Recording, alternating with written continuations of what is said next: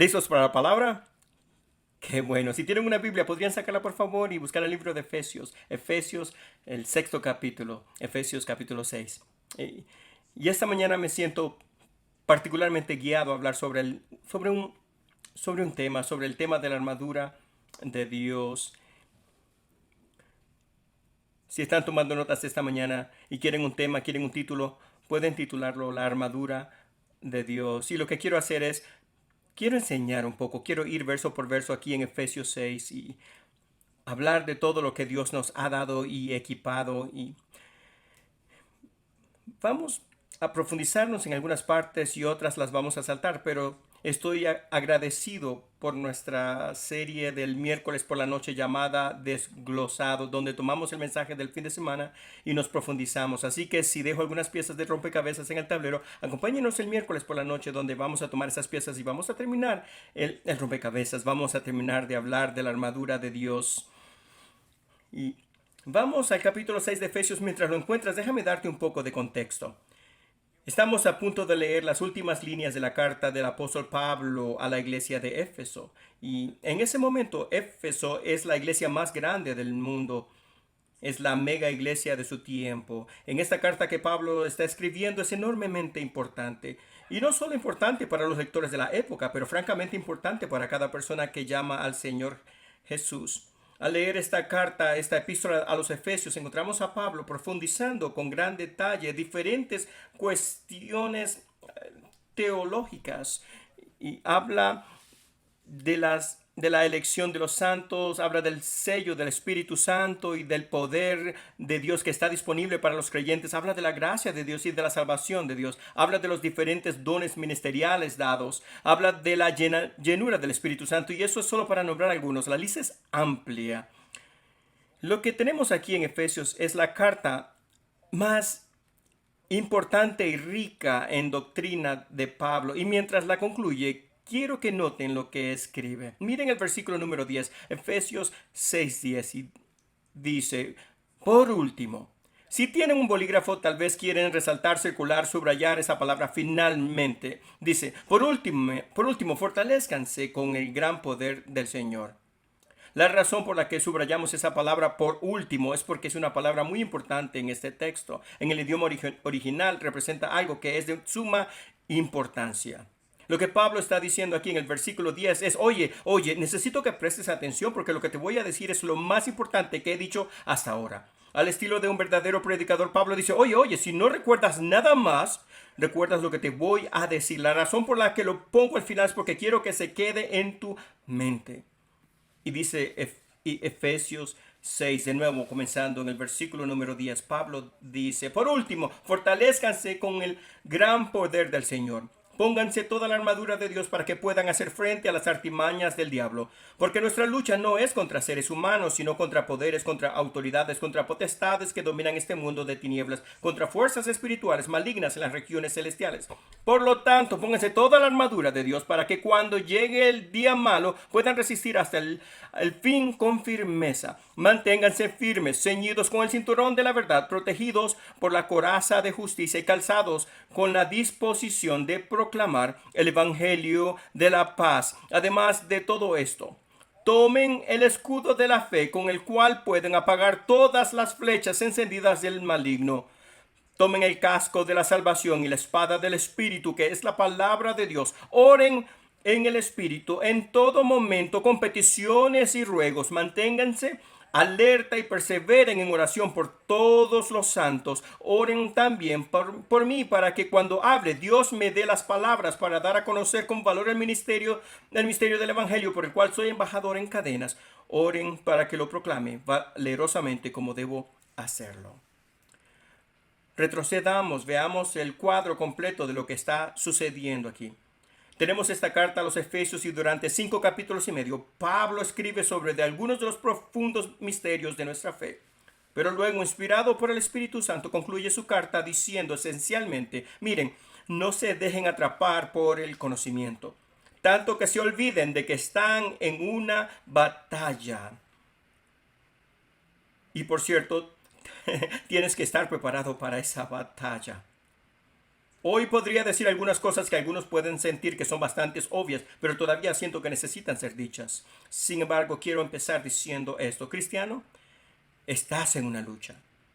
Lo veas o no, lo quieras creer o no, hay una guerra que se está desatando contra ti y contra el evangelio. Y esto es lo que pasa con esa guerra. No siempre se ve en lo físico. A veces se manifiesta allí, pero esta guerra en realidad está tomando lugar en el reino invisible, está tomando un lugar en el reino espiritual. Y de nuevo, lo reconozcas o no, eres un soldado en esta batalla. Y como creyente, Dios te ha llamado y te ha equipado para participar en esta batalla. Así que para hacer eso y hacer eco del apóstol Pablo dice, es mejor que estés preparado. Tengo tres niños en casa de 12, 9 y 4 años. Y al ser un padre de niños al estilo de los niños, las luchas y las peleas han sido algo normal en mi casa. Y muy pronto aprendí que podía aguantar a uno de ellos fácilmente, podía aguantar a dos de ellos fácilmente. Pero cuando nuestro pequeño Clay llegó y cuando se convirtieron en tres, de repente se volvió un poco más difícil. Se volvieron más inteligentes. Comenzaron a formar equipos y a hacer planes y dos de ellos corrían hacia mí y me entretenían mientras que el otro se escabullía detrás de mí y trataba de darme unos buenos golpes tomándome por sorpresa. Como ves, no estaba preparado, así que uno de ellos se ponía detrás de mí, pero después que descubrí lo que estaban tratando de hacer, pude prepararme y posicionarme de tal manera que pudiera responder de acuerdo. Comencé a poner mi espalda contra la pared o a arrinconarme en una esquina y de esa manera podía ver todo lo que estaba enfrente de mí. Y de la misma manera, esto es lo que Pablo está diciendo.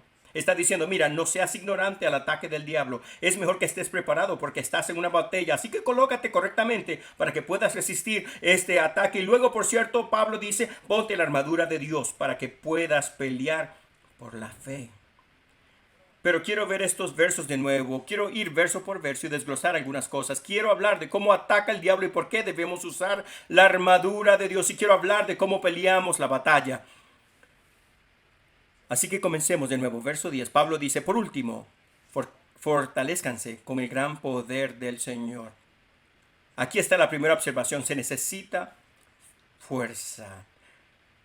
Se necesita fuerza. Si vas a pelear por la fe, tienes que ser fuerte. Y Pablo no está hablando de fuerza física externa aquí, está hablando de fuerza interior, está hablando de fuerza espiritual, está hablando de solidez espiritual, fortaleza espiritual. Y como creyentes necesitamos ser fuertes en la paz, necesitamos ser fuertes en la palabra, ser fuertes en la oración, ser fuertes en la fe. Porque si no somos fuertes internamente, entonces la misma armadura que hemos sido llamados a usar nos parecerá una carga. Y tengan en cuenta que la fortaleza con la que nos instruye a operar no es creada por nosotros, es su fuerza. Fortalezcanse con el gran poder del Señor. No es nuestro poder, ni nuestra fuerza, ni nuestro ingenio humano. Nada fabricado por los humanos puede fortalecer así. Tiene que ser una fuerza sobrenatural. En esencia, Pablo está diciendo, mira, tienes que estar conectado a unas baterías diferentes. Entonces, ¿cómo nos conectamos a esas baterías? ¿Cómo nos conectamos al poder de Dios? Permítame darles un par de maneras. Número uno, tienes que obtener el poder de Dios leyendo y obedeciendo su palabra. Escucha, la palabra de Dios es sobrenatural. No es una tinta en una página, es viva, está respirando, es activa, es más afilada que cualquier espada de dos filos. Y regresaremos a eso en un minuto.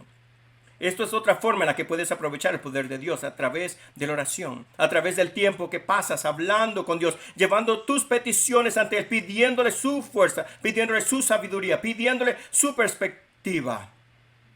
¿Quieres aprovechar el poder de Dios? Dedica tiempo a la oración y luego incluso añadir esto. Cuando se trata de la oración, pasa tiempo orando en el Espíritu, orando en lenguas, orando en el Espíritu Santo. Judas 1:20 dice esto, edificándose sobre la base de su santísima fe y orando en el Espíritu Santo. Edificándose. Esa palabra significa edificar, significa construir. La imagen en el griego literalmente es como si estuvieras enchufando, cargando tu teléfono en la noche. Cuando oras en el Espíritu, cargas tus baterías internas, aprovechas el poder de Dios. Aquí hay otra manera de aprovechar el poder de Dios. No es nuestra favorita, pero es esencial. Aprovecha su poder esperando en Él. Isaías 40, pero los que confían en el Señor renovarán sus fuerzas, volarán como las águilas y correrán y no se fatigarán, caminarán y no se cansarán. esperando en el Señor, pasando tiempo sin prisa en su presencia, practicando la presencia de Dios. Y luego una última manera de aprovechar el poder de Dios es rodearse del pueblo de Dios.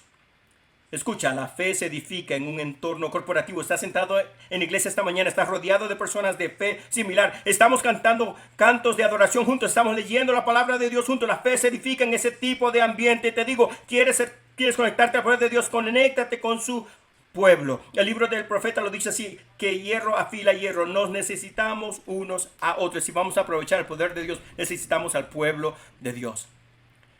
Así que Pablo dice, mira, fortalezcanse con el Señor, con el gran poder del Señor.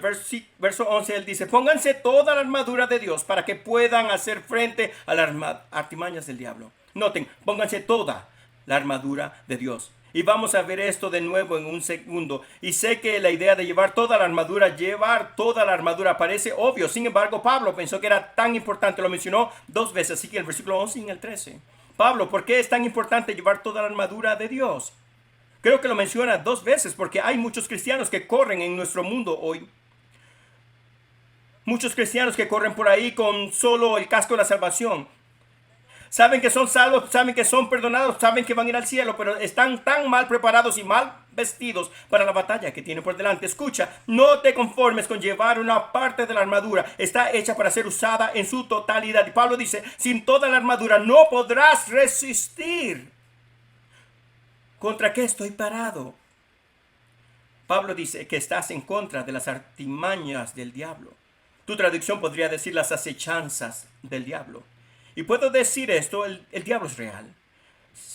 Sé que en la cultura popular dicen que es solo un producto de nuestra imaginación, es solo una esencia que no. El diablo es real, es nuestro enemigo, es nuestro adversario, es real, pero no tiene ningún poder real. Él no tiene el poder de detener el plan de Dios. Él no tiene el poder de detener los propósitos de Dios. Es un enemigo derrotado. Ya ha perdido. El resultado ha sido establecido. Sin embargo, sigue luchando y haciendo guerra contra nosotros. Y lo único que tiene para luchar son estrategias. Su único poder sobre la gente es el engaño. Por eso la Escritura lo llama el padre de las mentiras. Y es por eso que la verdad libera a las personas. Jesús dijo, conoceréis la verdad y la verdad os hará libres, porque en el momento en que la tengáis, ya no estaréis engañados. Desafortunadamente en nuestro mundo actual muchas veces hacemos nuestros enemigos a las personas que se oponen a nosotros.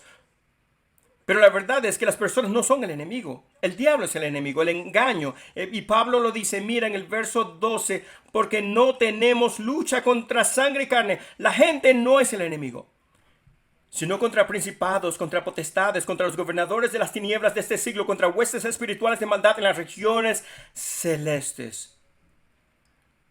Nuestra batalla es espiritual.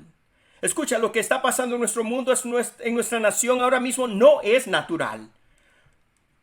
Cuando consideras las cosas que han ocurrido en el último año, las divisiones en la sociedad, las tensiones raciales, el partidismo político, la censura de la libertad de expresión y la cancelación de los que tienen un punto de vista diferente. Cuando consideras la hipocresía y las medias verdades, cuando consideras lo que está pasando con nuestra economía, cuando consideras todo lo que ha sucedido con esta pandemia, cuando consideras el temor que se ha propagado, cuando piensas en los cierres de negocios y escuelas e iglesias, parece que todas estas cosas han sucedido y colisionado al mismo tiempo. No es natural, es sobrenatural. Yo creo que hay gente en lugares de poder trabajando duro para subvertir a los cristianos y al cristianismo y la sociedad, pero ninguna persona tiene tanto poder y tanta inteligencia para coordinar todas estas cosas que sucederían al mismo tiempo. No, esto es de inspiración e influencia demoníaca en el mundo, y Dios nos ha escogido como creyentes, nos ha escogido como su iglesia para ser la primera línea de defensa contra esto. Él nos ha designado para levantarnos y mantener la línea contra el enemigo, contra el engaño, y para estar firmes, tenemos que ponernos toda la armadura de Dios. Es por eso que en el verso 13 Pablo lo menciona de nuevo. Dice, por lo tanto, pónganse toda la armadura de Dios, para que cuando llegue el día malo puedan resistir hasta el fin con firmeza. Por segunda vez se nos instruye a usar toda la armadura, porque Si solo usamos una porción de esta armadura, es dejar una porción de nuestra alma desprotegida. Y escúchame, una pequeña fuga puede hundir un barco. Si estuviste en la iglesia hace un par de meses, conté una historia sobre cómo un pequeño goteo, una pequeña corriente de agua pudo terminar inundando el césped. Y de la misma manera, la falta de una pieza de la armadura puede costarle al hombre o a la mujer de Dios la batalla. Necesitamos utilizar toda la armadura de Dios. Y Pablo toma el siguiente par de versos y nos dice cómo es esa armadura. Verso 14, él dice, manténganse firmes. Por cierto, esa palabra manténganse es la cuarta vez que nos dice que nos mantengamos firmes. Ese es nuestro trabajo, estar firmes. Es nuestro trabajo luchar, mantener la línea, contender por la fe. Manténganse firmes, ceñidos con el cinturón de la verdad, protegidos por la coraza de justicia y calzados con la disposición de proclamar el evangelio de la paz. Bien, Pablo, nos has dicho 4 veces que necesitamos estar de pie. ¿Cómo lo hacemos? ¿Cómo mantenemos la línea? Pablo dice, lo haces poniéndote estas primeras piezas de la armadura. Y obviamente él está usando la metáfora de un soldado romano y la armadura que ellos usarían. Y eso nos pinta un cuadro para obtener un poco de claridad como creyentes en cuanto a lo que a esto parece en el reino espiritual. Él habla del cinturón de la verdad, la coraza de la justicia y luego el calzado de la preparación que son dados por el evangelio de la paz. Comencemos con el cinturón de la verdad. No es un accidente que Pablo mencionó esto primero, porque puede muy bien ser la pieza de armadura más subestimada, pero más importante y crucial que tenemos. Es el cinturón que sostiene todo el resto de la armadura. Y Pablo dice, mira, prepárate poniéndote la verdad en el centro. Y sé que alguien dirá, oye, es un cinturón, pero ¿qué importancia puede tener eso a la hora de hacer la guerra? Muy importante. Déjenme contarles una pequeña historia. En junio de 1812, el dictador francés Napoleón Bonaparte condujo su ejército de casi 600,000 hombres a Rusia con la esperanza de conquistar los continentes de Europa y Asia. 600,000 hombres, eso es mucho músculo militar. Y al principio de la campaña, durante los meses de verano, las cosas fueron a favor de Napoleón, pero pronto el verano se convirtió en invierno y su ejército no estaba preparado para las duras condiciones. Y debido a los elementos y a la enfermedad, sus hombres comienzan a disminuir, pero con lo que no contaban era con que cada hombre tenía un fallo de vestuario catastrófico. Cada uno de los soldados de Napoleón había sido equipado con un uniforme. Ese uniforme tenía un cinturón y cada cinturón tenía una hebilla que estaba hecha de estaño. Y no sé si estás al día en química, en la tabla periódica de los elementos, pero ¿sabes lo que pasa al estaño cuando se hace frío? Se desintegra, haciendo que el cinturón de cada hombre sea inservible. Y un ejército sin cinturones está en gran desventaja. Piénsalo así, estarías marchando a la batalla con una mano en tu rifle y una mano en tu arma y la otra sosteniendo tus pantalones. No es una forma muy efectiva de luchar en una guerra. Y para cuando Napoleón se retiró de Rusia, sus 600,000 soldados se habían reducido a menos de 100,000. El punto de la historia es no subestimar el poder y la importancia del cinturón. Y Pablo dice, esto no es cualquier cinturón, este es el cinturón de la verdad. Y esto nunca ha sido más relevante, esto nunca ha sido más importante. Mira el mundo en el que estamos viviendo hoy. La verdad está bajo ataque. Y recuerden, la táctica y el punto número 1 que usa el enemigo es el engaño. Así que si vas a ser un cristiano efectivo, si vas a ser efectivo en tu llamado, si vas a ser efectivo en hacer la guerra contra el enemigo, es mejor que puedas determinar lo que es verdad y lo que no es verdad. Déjame hacerte una pregunta honesta. ¿Cómo determinas la verdad en tu vida? ¿La obtienes de las opiniones de otras personas? ¿De las opiniones sociales, populares de nuestros días? ¿Disiernes la verdad basándote en lo que ves en la televisión o en las redes sociales?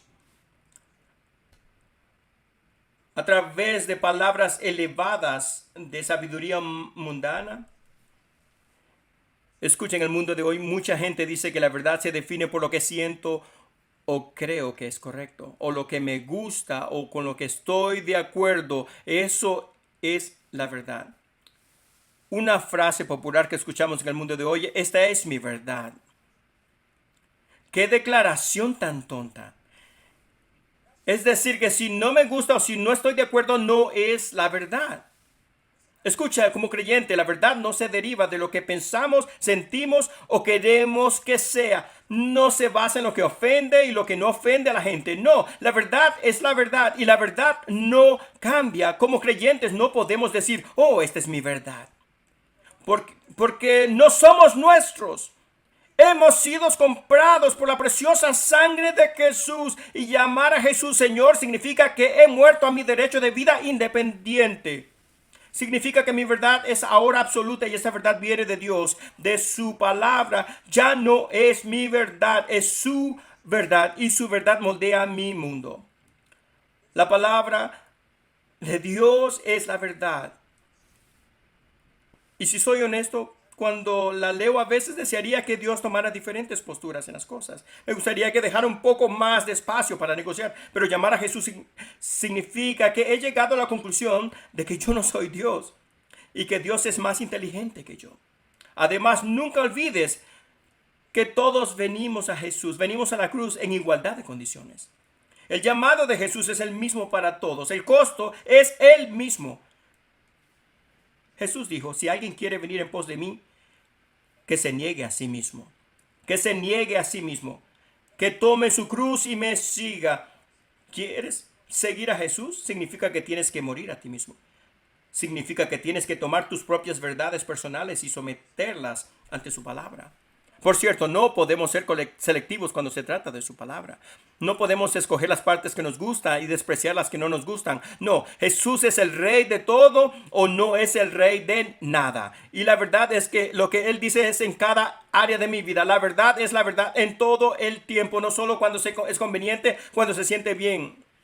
Su palabra es la verdad cuando se trata del área de mis finanzas, cuando se trata del área de mi sexualidad, cuando se trata del tema del género, cuando se trata del tema de cómo trato a otras personas. Su palabra es la verdad cuando se trata del tema de la salvación. Su palabra es la verdad cuando se trata del tema de la moralidad. Su palabra es la verdad cuando se trata de cómo educo a mis hijos. Como dice la Escritura, Dios es siempre veraz aunque el hombre sea mentiroso.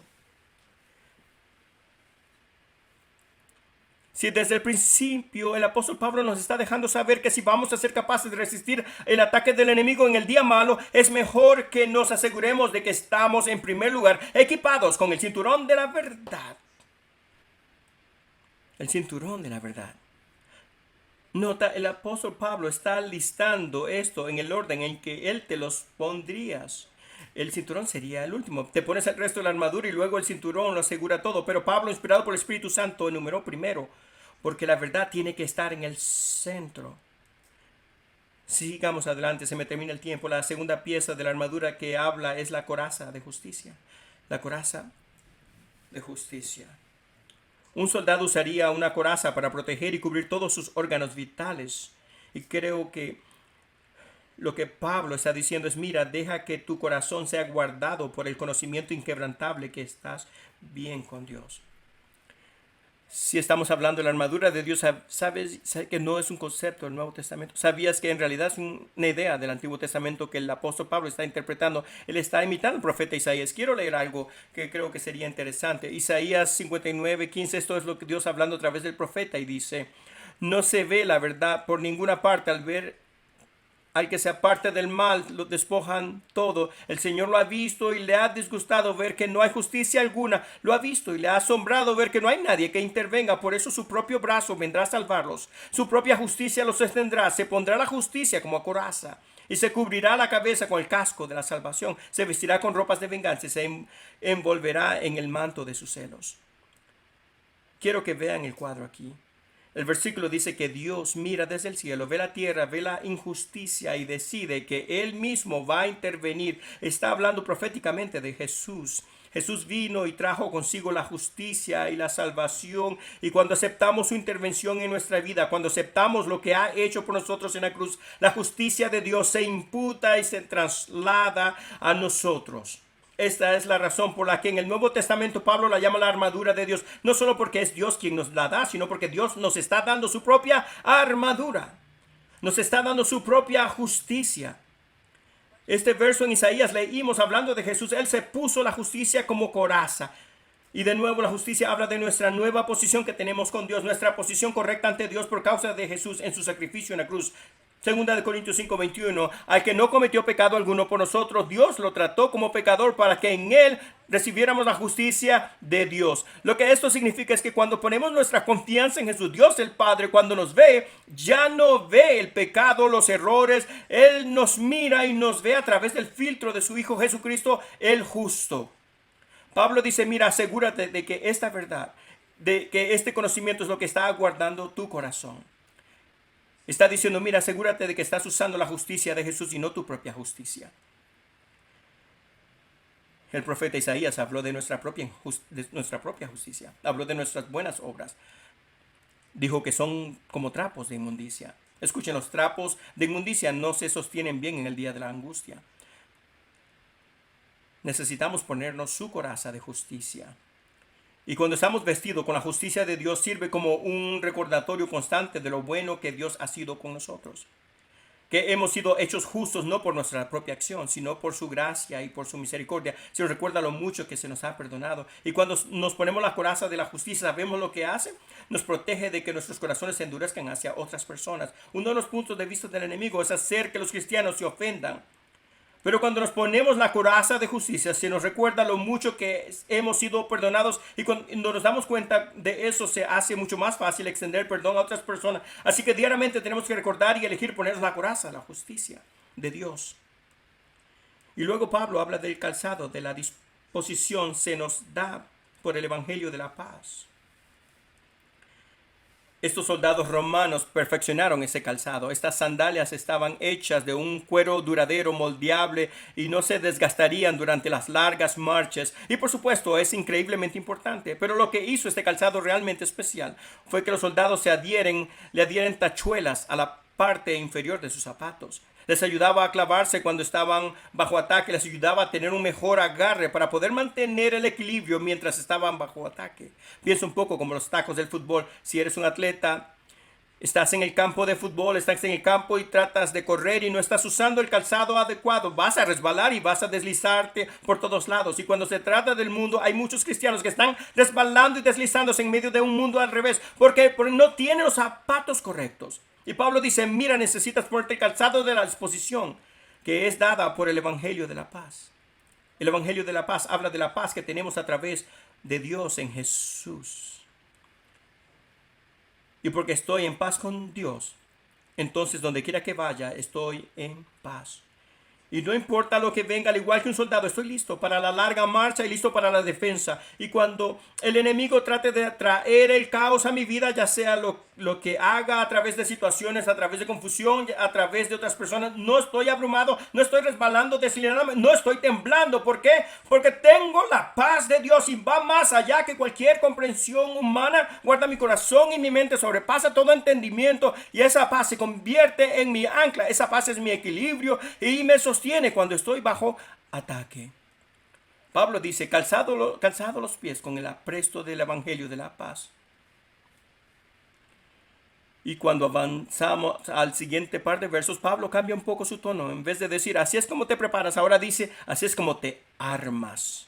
Verás lo que quiero decir. Mira el versículo 16. Y dice, además de todo esto, tomen el escudo de la fe con el cual pueden apagar todas las flechas encendidas del maligno. Tomen el casco de la salvación y la espada del Espíritu, que es la palabra de Dios. Oren en el Espíritu en todo momento con peticiones y ruegos.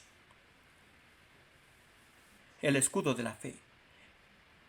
Esa palabra escudo no denota un pequeño y delicado escudo circular.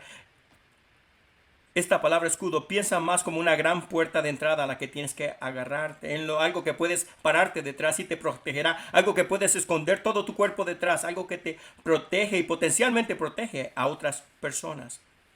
¿De qué te protege? Te protege de los dardos ardientes del enemigo. La palabra dardos no se refiere para nada a las pistolitas Nerf. Eso no es ese tipo de dardos. Estos dardos eran temibles, más grandes que una flecha, un poco más que una jabalina de 4 o 5 pies. Y lo que hacía el enemigo era encenderlos y lanzarlos contra el ejército contrario. Pero estos soldados se paraban con estos escudos, estas grandes puertas que estaban hechas de madera dura y luego se envolvían en cuero, y ese cuero había sido previamente empapado con ciertos productos para que cuando esos dardos en llama lo impactara, se apagaran. Y ese es el cuadro que Pablo está pintando para nosotros. Mira, un soldado que no tiene un escudo está en un gran problema. Recuerden, tenemos un enemigo, el diablo, y él está fuera para robar, matar y destruir. Y los dardos encendidos que él dispara en nuestra dirección, pensamientos que han sido encendidos por el infierno, y estos pensamientos están dirigidos directamente a nuestra mente. Escucha, el campo de batalla de las ciudades no se peleará afuera en el campo, se peleará aquí en nuestras mentes. Y el enemigo nada le gustaría más que disparar sus dardos ardientes de lujuria, confusión, depresión, de duda, de miedo, de orgullo, justo en tu mente. El dardo de fuego es cualquier y todos los pensamientos que no se alineen con o que están en contradicción con la palabra de Dios. Y Pablo dice, mira, es mejor que te armes, que te protejas con el escudo de la fe, porque es la fe la que apaga los dardos encendidos del enemigo. La fe, esa es la verdad inquebrantable en la que creemos que Dios es bueno, que Dios es verdadero, que Dios tiene el control, que nada lo toma por sorpresa, que su palabra y sus promesas están establecidas para siempre en el cielo. Y escucha, si te encuentras falto en el departamento de la fe, solo hay una manera de obtenerla. La fe viene por el oír y el oír por la palabra de Dios. Y Pablo está diciendo, mira, donde no hay fe, no hay escudo. Y donde no hay escudo, te conviertes en un blanco fácil para el enemigo. Por eso es tan importante que pases un tiempo inconsistente en la palabra de Dios. Así es donde crece la fe. Pero algunos de nosotros, si somos honestos, no hemos pasado suficiente tiempo en la palabra de Dios, y por eso nos hemos convertido en un blanco muy grande con un escudito. Y de alguna manera estamos preocupados y nos preguntamos por qué seguimos siendo engañados por el enemigo. Y escuchen, solo una palabra rápida para aquellos que son nuevos en la fe, que todavía están aprendiendo a crecer en su fe. Puedo solo animarles a que se asocien con otras personas que son fuertes en la fe, personas que han conocido a Dios por mucho tiempo y lo aman y aman su palabra. Párense detrás de su escudo por un momento. ¿Por qué no te apoyas en un grupo pequeño y te rodeas de gente con una preciosa fe verdadera? Estoy mirando aquí y veo a Robin y Selena. Ellos están en mi grupo pequeño. Estoy muy agradecido por ellos. Ellos han amado a Jesús por mucho más tiempo que yo y han sido un apoyo, una bendición. Y creo que durante una temporada me puse detrás de sus escudos cuando mi fe estaba empezando a crecer. Apóyate en un grupo pequeño. Haz que la asistencia regular a la iglesia sea parte de tu calendario. Ve a la iglesia. Siéntate bajo la palabra. Así es como crece la fe. ¿Por qué no te unes a la trayectoria del crecimiento? Aprende algunos de los elementos más profundos de nuestra fe. Descubre por qué Dios te pone aquí en el planeta. Nuestra iglesia tiene un colegio Cadwood donde crecemos en nuestra relación y fe con Dios. Hay tantas maneras en las que puedes conectarte. Pero no te conformes con ser un gran blanco con un pequeño escudo. Y para aquellos que son fuertes en la fe, un esfuerzo interminable para continuar creciendo y fortaleciendo nuestra fe para que otros, al menos por una temporada, puedan venir junto a nosotros y puedan crecer en su fe, y ya sean nuestros hijos o amigos que son nuevos en la fe. Dejemos que estén detrás de nosotros por un tiempo mientras aprenden a pelear por sí mismos. Pablo habla del escudo de la fe e inmediatamente después menciona el yelmo de la salvación, el casco de la salvación. El casco del soldado tenía un doble propósito. Número 1, obviamente para protección, pero luego número 2, era realmente una pieza de armadura ornamentada o artística. Era diferente a todas las demás piezas, mostraba la personalidad de un soldado, y a menudo estos cascos estaban decorados con todo tipo de hermosos grabados. La mayoría de los cascos tenían un hermoso y colorido plumaje de flores, un plumaje de plumas que salía de la parte superior. Y estos cascos hacían notar al soldado. No podías pasar por delante de uno de ellos en la calle sin echarle una doble mirada y decir, ¿qué es ese casco? Y de muchas maneras parecía más que una pieza de arte que una pieza de armadura. Entonces, ¿por qué el Espíritu Santo compara un casco adornado con la salvación? Creo que lo hace porque la salvación es la más hermosa, es la más elaborada, es el regalo más adornado que Dios nos ha dado como creyentes. Y al igual que ese soldado que lleva con orgullo ese hermoso casco, cuando nosotros los creyentes estamos seguros de nuestra salvación, vivimos con la confidencia de lo que significa la salvación, realmente nos hace destacar, nos distingue cuando nuestros compañeros de trabajo, amigos o familia nos miran y hacen una doble mirada y dicen, hay algo diferente acerca de ti, piensas diferente a todos los demás, estás lleno de esperanza cuando todos los demás están desanimados, hay algo diferente en ti, hablas diferente y actúas, hay algo sagrado, hay algo santificado en tu vida y no puedo precisarlo, pero hay algo diferente, destacas, y eso es lo que hace el casco de la salvación para los creyentes. Pero entonces también ese casco se utilizó para la protección. El soldado que no tenía su casco en una pelea usualmente perdía su cabeza. Y si nosotros como creyentes usamos la salvación alrededor de nuestras mentes como un casco, nos protegerá de que el enemigo venga y trate de cortar las múltiples bendiciones de nuestra salvación. Si no estamos usando nuestro casco, el enemigo cortará nuestra fundación tratando de decirnos que cosas como la sanidad, la liberación y la sanidad de la mente no son realmente una parte del trabajo de Jesús en la cruz. No podemos permitir que eso ocurra. Es por eso que tenemos que armarnos con el casco de la salvación. Porque el diablo sabe que si puede apoderarse de nuestra mente y llenarla de mentiras, entonces puede operar desde la posición elevada en nuestra vida. Y desde esa posición él puede manipular nuestros movimientos y puede decirnos mentiras y traer engaño a nuestra mente. Es por eso que en el capítulo 12 de Romanos el apóstol Pablo dice, mira, renueva nuevamente, continuamente tu mente. No te conformes al mundo ni a los pensamientos de los patrones del mundo, sino renueva tu mente. Bueno, Pablo, ¿cómo hacemos eso? Vas a ver un tema común aquí. Renovamos nuestras mentes a través de la palabra de Dios. Ahora sé que esto ha surgido en cada punto hasta ahora, pero creo que refleja la narrativa más grande y el mensaje más grande de Dios que está queriendo predicar a su pueblo en el 2021, que tenemos que volver a ser gente de la palabra. Dios está diciendo, mira, no puedes amarme y ser apático hacia mi palabra. No funciona así. Su palabra tiene que ser como dijo el profeta Jeremías, estaba en mi corazón como un fuego ardiente metido en mis huesos. Su palabra es la que trae la verdad, su palabra la que revela la justicia, es su palabra la que nos prepara con la paz, es su palabra la que desarrolla, aumenta la fe, es su palabra la que renueva nuestra mente con la salvación y cuando ponemos su palabra en nuestra boca, actúa como una espada.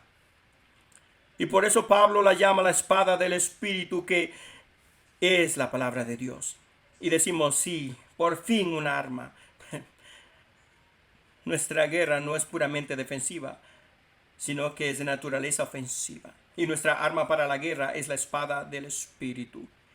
Y esa palabra espada en el idioma original habla de un tipo muy específico de arma. Los soldados romanos de la época tenían todo tipo de espadas para todo tipo de propósitos, pero cuando Pablo dice espada aquí, la espada del Espíritu está hablando de una espada muy específica. Se usaba para la lucha cuerpo a cuerpo, espada de doble filo. Era un arma brutal, un arma violenta. Y no se usaba solo para hacer retroceder al enemigo, para mutilar al enemigo o solo para cortarlo un poco. No, se usaba específicamente para infligir dolor y traer la muerte al enemigo. Y Pablo está diciendo, tu espada, la espada del Espíritu, trae miedo al corazón del enemigo. Trae miedo al corazón del diablo. Y ese término espada, esta es la espada del Espíritu, que es la palabra de Dios. Esa palabra espada se toma de la palabra griega rema y significa algo que se habla en el contexto de las Escrituras. Significa estoy hablando lo que Dios está diciendo. Piensa en Jesús en el capítulo 4 de Lucas. Él está en el desierto y está siendo tentado por el diablo. Está bajo el ataque del enemigo. ¿Cómo responde Jesús? Decía, está escrito. Y toma una escritura y habla esa escritura y salía como una espada. Y sabemos que mientras continuaba, como está escrito, está escrito, está escrito, está. Entonces el diablo terminó huyendo de él. El diablo fue derrotado. Y si Jesús combatió de esa manera, esa es la manera en que voy a combatir. El Nuevo Testamento dice, resiste al diablo y él huirá de ti. Bueno, ¿cómo lo resistimos? ¿Cómo hacemos retroceder al diablo? Declarando la palabra de Dios. Esta palabra es sobrenatural. Está viva. Está respirando. Está activa. Y escúchame, el diablo quiere que dudes de su poder y descuides su poder en tu vida, pero la próxima vez que te encuentres con un combate cuerpo a cuerpo con el enemigo, tómate un tiempo y cálmate y escucha en tu corazón. Y el Espíritu Santo que está vivo dentro de ti, Él sabe la situación en la que estás. Él avivará un verso en tu corazón, y cuando tomas ese verso de tu corazón y lo pones en tu boca, y sale como una espada y hace retroceder y derrota al enemigo. Mi tiempo se acabó, pero el apóstol Pablo escribe una última cosa, otra forma en que utilizamos la espada del Espíritu. Él dice que lo hacemos a través de la oración.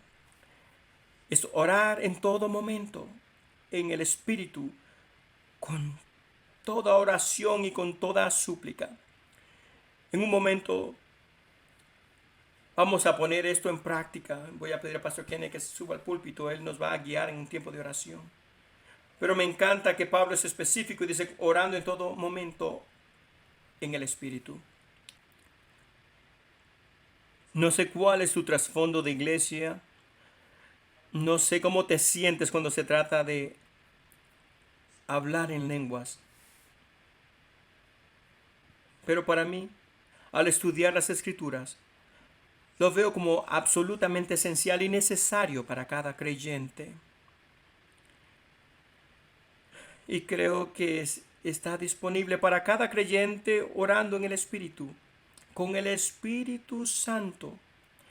Está literalmente intercediendo por nosotros y a través de nosotros, orando a través de nosotros la perfecta voluntad de Dios. Y mientras oramos en el Espíritu, estamos empuñando la espada. Cuando no sabemos cómo orar, el Espíritu Santo ora a través de nosotros. Y solo quiero que sepan que ahora que nos embarcamos en un nuevo año como iglesia, vamos a empezar a practicar más esto, a comprometernos más con esto. Y me doy cuenta de que tenemos personas aquí de diferentes trasfondos y denominaciones, tal vez algunas creencias doctrinales diferentes cuando se trata de eso, pero vamos a enseñarlo y lo vamos a practicar porque creemos que es esencial para librar una guerra exitosa. Lo necesitamos para ser las personas que Dios nos ha llamado a ser.